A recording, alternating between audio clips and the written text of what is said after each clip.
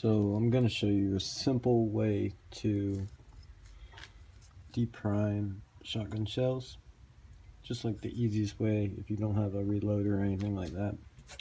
I just got a block here, and I put I think a 3/8 inch hole all the way through, and then I came in the side of it and went again with a 3/8 inch through it, so that way when the primer does fall, it has a place to exit. You could just use a hole and go all the way through it, but I wanted a place where I didn't have to lift up the block to get the primers out. They just fall outside.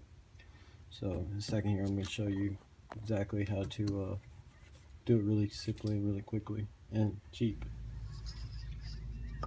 Alright, so you're going to need your shotgun shell, your block with your hole in it. I put a hole on here just so it would fall through, just like I said. And you're going to need a screwdriver and a hammer. Doesn't really matter what kind, I've used plenty of different ones. But you're going to find the primer on the inside. You're going to put the screwdriver in right on the primer, and then we're going to tap it with the hammer, just like that. And bam. Let's do another one. Sometimes they don't come out that easy.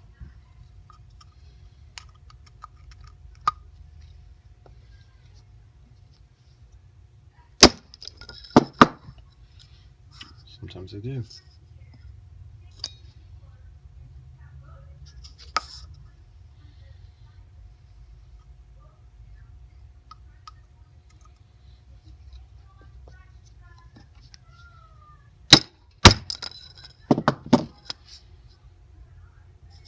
And that's that. Hope you learned something.